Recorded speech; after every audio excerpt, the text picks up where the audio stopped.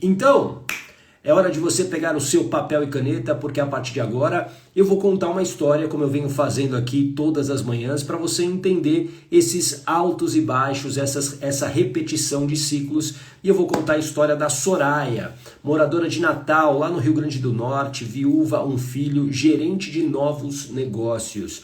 A Soraya me procurou para fazer a hipnoterapia tem cerca de 3 anos. E o que estava acontecendo na vida dela? Qual era a principal queixa dela? Presta atenção, o que ela não aguentava mais na própria vida. Quero entender por que minha vida tem tantos altos e baixos, especialmente financeiramente. Tem horas que eu estou muito bem, tem momentos que não tenho dinheiro nem para comer. Alguém se identifica com isso?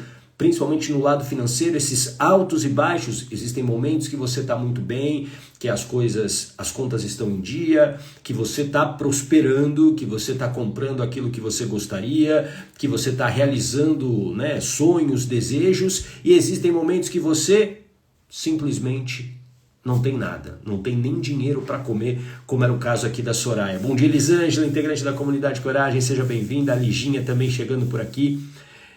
A Giovana se identificou. Eu quero que você entenda que as emoções servem para nos proteger. Guarda essa informação.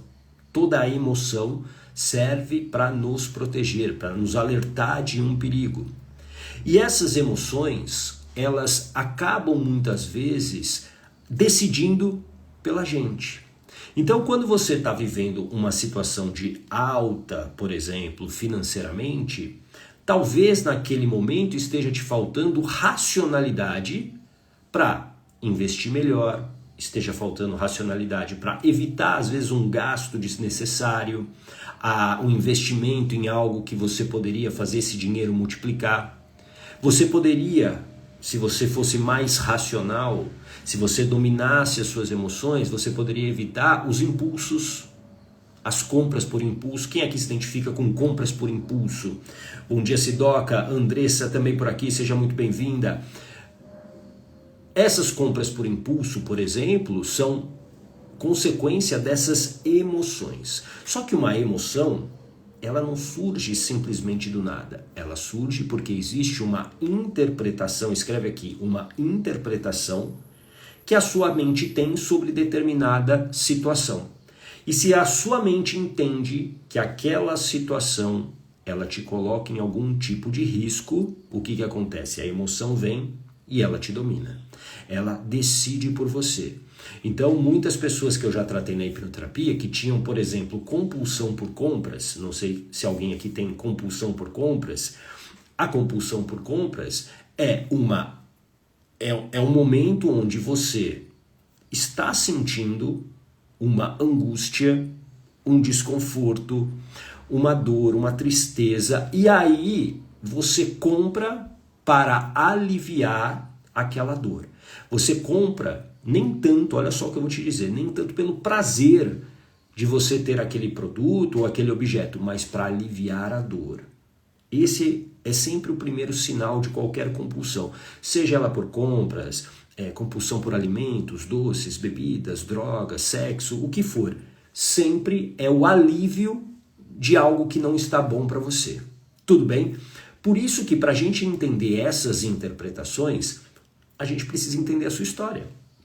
Não há como você interromper esses ciclos de altos e baixos na sua vida, e como eu disse, seja na vida financeira, como é o caso aqui da Soraya, da Giovana, que está se identificando bastante com o que eu estou falando, ou um ciclo de relacionamentos ruins e abusivos, um ciclo de saúde, muitas vezes, de uma saúde debilitada, essa quebra de ciclos, ela só vai acontecer para valer se você mudar as interpretações que a sua mente tem sobre determinados fatos. Existe uma programação, escreve aqui, uma programação que a sua mente tem e faz você agir de uma determinada maneira. E essa programação, ela foi construída onde? Na tua infância, ao longo de toda a sua história, especialmente nesta primeira infância que vai até os 7 anos, vai da gestação aos 7 anos de idade. Por isso a gente tem que entender algumas informações relevantes aqui, ó. Por exemplo, na história da Soraya, ela tem um irmão, ela é a caçula. A gestação foi uma gestação inesperada. E uma outra informação relevante na história da Soraya, ela foi casada por 12 anos e perdeu o marido em um acidente de carro. São informações relevantes para você entender como esse padrão de repetição de ciclos dentro da vida da Soraya se constituiu. Tudo bem? E claro, além disso, além de você entender, né, essas informações, existem algumas perguntas-chave para você que está aqui sempre comigo, você já sabe. A gente precisa saber como era a relação dos pais como um casal, como era a relação dela na infância com a mãe, a relação dela na infância com o pai e com outros, digamos, personagens da história dela. Então vamos conhecer agora como era a relação dos pais como um casal. E aqui você já vai começar a entender muitas coisas. Meus pais eram casados e viviam bem. Só que a minha mãe descobriu a minha gestação uma semana após a morte do meu pai. Ele sofreu um acidente de carro. Olha só que coincidência. O marido dela também faleceu num acidente de carro. Mas deixa isso de lado. Vamos nos concentrar aqui nessa gestação inesperada. Olha só, havia uma relação que parecia ser saudável. Eles já tinham um filho, que é o irmão da Soraya. E aí a mãe descobre essa gestação uma semana depois da morte do pai. Como é que você acha que essa mãe ficou? Como que ela viveu essa gestação? Vamos partir sempre desse pressuposto. A relação era uma boa relação. E aí uma morte inesperada, né, um acidente de carro, acontece. E aí ela vive todo aquele luto, toda aquela incerteza de como é que vai ser a vida agora, os medos, a tristeza por perder talvez o grande amor da vida, um grande companheiro de vida. E aí nisso ela descobre que ela está grávida. Como que você acha que emocionalmente ela ficou? Como que emocionalmente ela se sentiu? E aqui é o ponto importante, porque tudo o que essa mãe viveu, tudo. Oi Ju Jordan, oi Rosângela, sejam muito bem-vindas. Tudo o que essa mãe viveu emocionalmente, a Soraya bebê, ela também viveu. Então se a mãe estava triste, depressiva, a Soraya bebê viveu. Isso gera diversas interpretações para a mente. E aqui, ó, vamos entender a relação dela com a mãe, ó. A relação dela com a mãe. A minha mãe sempre foi muito rígida, exigia muito de mim, havia pouco afeto e carinho. Ela também ficava muito ausente, porque depois da morte do meu pai, ela teve que voltar a trabalhar e passamos por muitas dificuldades financeiras. E a minha mãe fez muitos sacrifícios para cuidar da gente. Olha só, guarda isso. A mãe, claro, depois de perder o marido de uma maneira repentina e lidar com uma gestação, porque ela descobre uma semana depois da morte do marido que ela está grávida da Soraya, ela precisa voltar a trabalhar, algo que ela não fazia. E aí, é claro, quando a Soraya nasce, ela é como se ela enrijeceu, ela precisava lutar pela vida, e nada de errado com isso. Só que a gente tem que sempre olhar sobre o aspecto da criança. A criança precisava de afeto, ela precisava de carinho, ela precisava de segurança. E ela não teve isso. Ela passa a não ter isso. E aí, isso se torna o quê? Um vazio emocional. Se torna um vazio emocional. A presença da sua mãe na tua vida, presta atenção, especialmente na primeira infância, é determinante. Por exemplo, para saber se você tem ou não dependência emocional. Sua mãe, ela estava presente emocionalmente na sua vida, porque tem uma diferença. Presença física não significa presença emocional. Presença emocional é afeto, carinho, atenção. A criança se sente segura diante ao seu lado. com a sua presença. Você teve isso na tua infância? Se você não teve, isso gera o quê? Um vazio emocional. E a partir desse vazio emocional, claro, é óbvio que vai ficar muito mais difícil de você, digamos, ser autêntica. Por quê? Porque você precisa se moldar para sobreviver. Você precisa encontrar uma maneira de sobreviver. E é aí onde nasce, escreve aqui, a lealdade emocional, que a gente vai falar daqui a pouquinho. Nasce uma lealdade emocional à mãe. Eu preciso que a mãe me proteja. Tudo bem? Tá fazendo sentido isso para você? Coloca aqui um coraçãozinho. Bom dia da graça. Jordânia Medeiros também por aqui. Essa relação com a mãe, nessa descrição, tem uma informação também muito importante. Muitas dificuldades financeiras. E a mãe fez muitos sacrifícios para criar ela e o irmão. Então guarda essa informação também. Perceba que essa construção de quem você hoje é vem exatamente de tudo, todas as experiências que você viveu.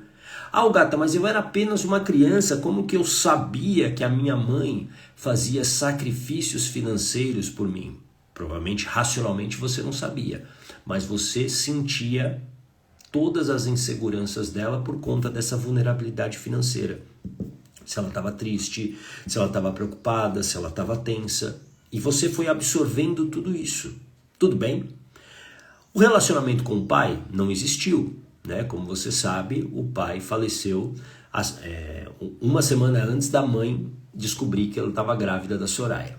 Mas aí tem um ponto importante, que é o relacionamento dela com o irmão. Ele sempre teve ciúmes de mim. Ele mentia dizendo que eu era culpada de coisas que ele fazia na infância e sempre dizia que eu não valia nada. E aqui eu vou te adiantar uma coisa. O irmão inconscientemente culpava a Soraya pela morte do pai. Não tinha nada a ver, obviamente. Mas a construção dos pensamentos na cabeça do irmão é: a Soraya nasce e aí eu fico sem o meu pai. A Soraya nasce, eu fico sem minha mãe, de uma certa maneira, porque minha mãe vai ter que trabalhar e minha mãe precisa também cuidar da Soraya, e eu fico meio que num segundo plano. E esse irmão, ele, de uma maneira sistemática, ele vai o quê? Colocando crenças na mente da Soraya, como por exemplo, você não vale nada. Você não vale nada. E aqui, entenda uma coisa, nós aprendemos de duas maneiras. Ou por impacto emocional, ou seja, um fato de impacto emocional faz a nossa mente gravar aquela informação, ou por repetição. Então imagine você ouvindo todos os dias que você não vale nada, você não vale nada, você não vale nada. O que acontece? A tua mente cria essa crença. Essa crença ela fica forte, essa crença ela fica solidificada. E com isso, o teu comportamento atende essa crença. Tudo bem? Faz sentido isso para você? Sim, dá um joinha aqui. Bom dia, Valéria. Seja muito bem-vinda. A Jordânia também por aqui. Sejam bem-vindas. A gente está falando de repetição de ciclos. E aí, fizemos o protocolo de 60 dias com a Soraya. E no meu protocolo de 60 dias, que é um protocolo onde eu utilizo a hipnose, a gente vai buscar as causas emocionais. A gente vai buscar exatamente o que hoje impacta na vida dela. Por exemplo, nessa vida financeira de altos e baixos. Por que ela não conseguia prosperar? E olha só que interessante aí na história da Soraya. A Soraya, ela tinha um ótimo emprego.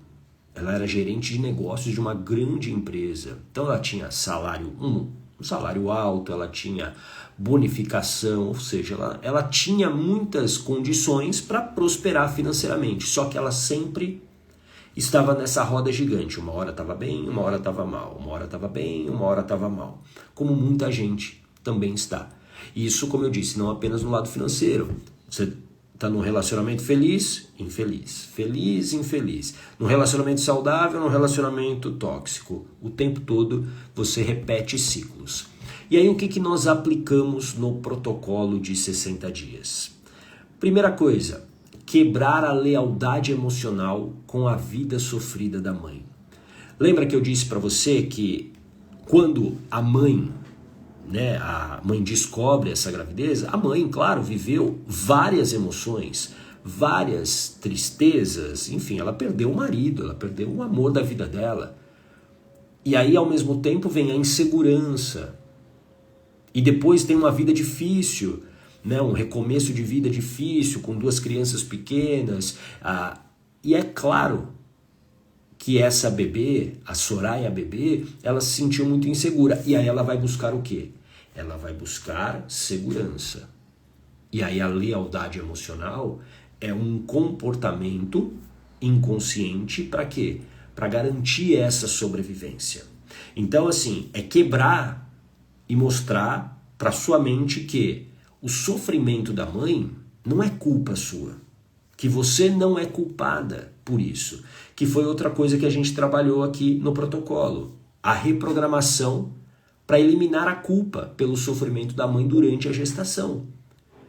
Porque imagina um bebê na barriga da mãe que não tem a consciência crítica do que está acontecendo, não tem as informações, e aí ele sente essa mãe sofrendo, a tendência é se achar culpada. Eu sou o problema. Então, isso faz com que você perca o quê? O merecimento. O merecimento. E vai se instalando uma crença de falta de merecimento. Tudo bem? Faz sentido isso para você? Um outro ponto aqui que a gente trabalhou, que foi o medo do sucesso. A necessidade de agradar e fazer a mãe feliz faz com que é como se assim, a minha mãe vai ficar infeliz se eu tiver sucesso, porque minha mãe teve uma vida sofrida, eu preciso honrar a minha mãe.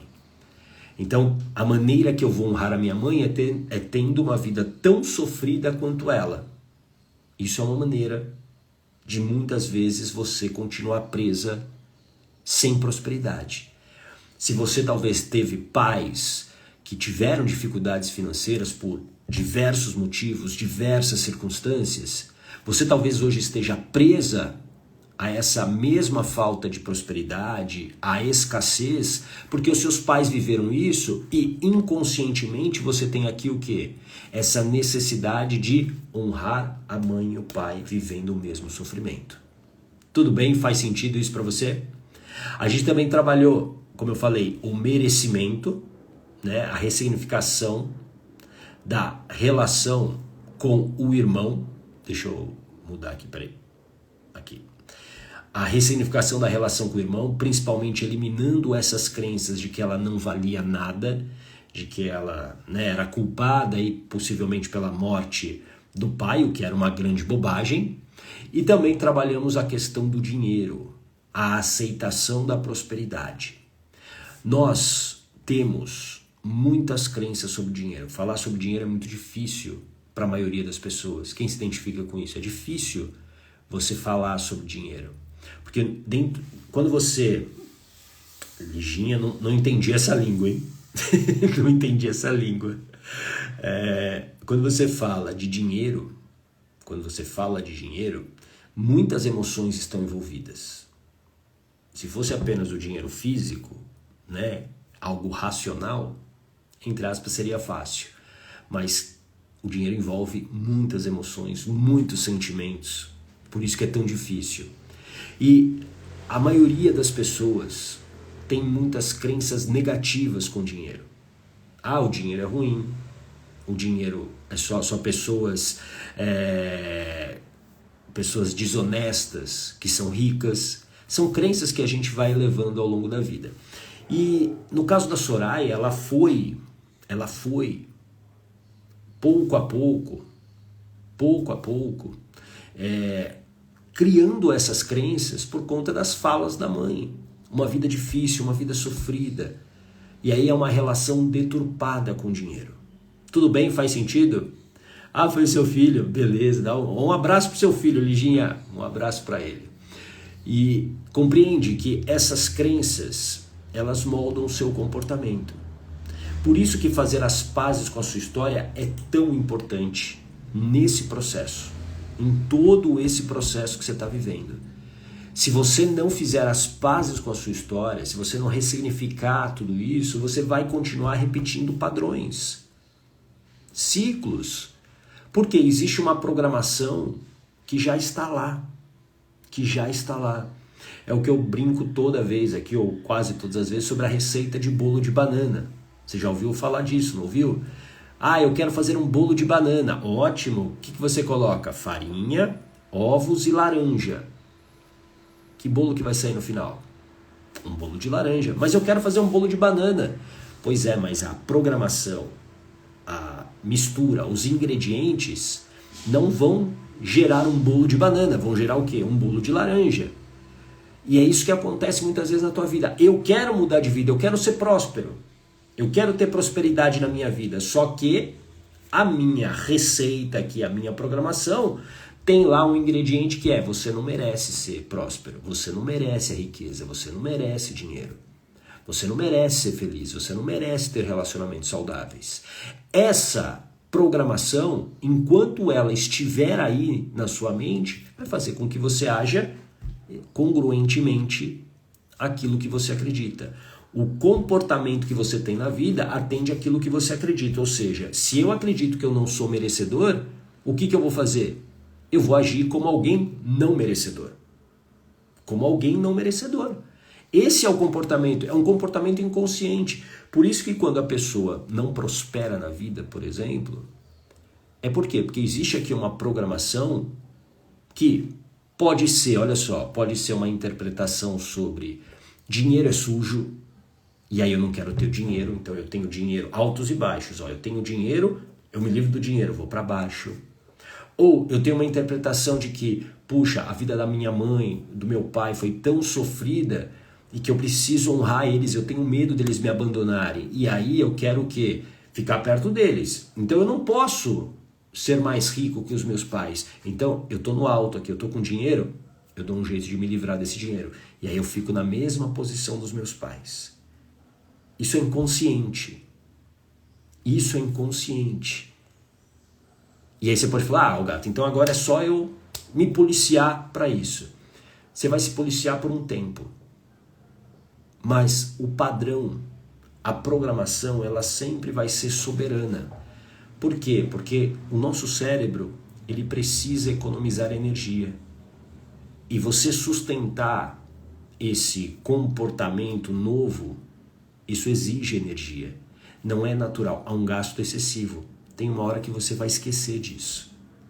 Quantas promessas você já não fez para si mesma e que você esqueceu? E que no meio do caminho você falou assim: nossa, nem lembrei disso. Já foi. E você deixou para depois. Tudo bem? Faz sentido isso para você? Então, tá na hora de você mudar essa receita do teu bolo de banana aí. Tá na hora de você tirar a laranja e tá na hora de você colocar o ingrediente certo para você ter o resultado que você quer na sua vida. Não há como você prosperar na sua vida, não há como você ter relacionamentos saudáveis com a mesma programação. Não dá. Definitivamente não dá. Tá bom? Era sobre isso que eu queria falar hoje. Hoje foi mais rápido porque tem uma série de compromissos pela frente hoje, mas amanhã estaremos de volta. Tá bom? Um grande abraço. Tchau!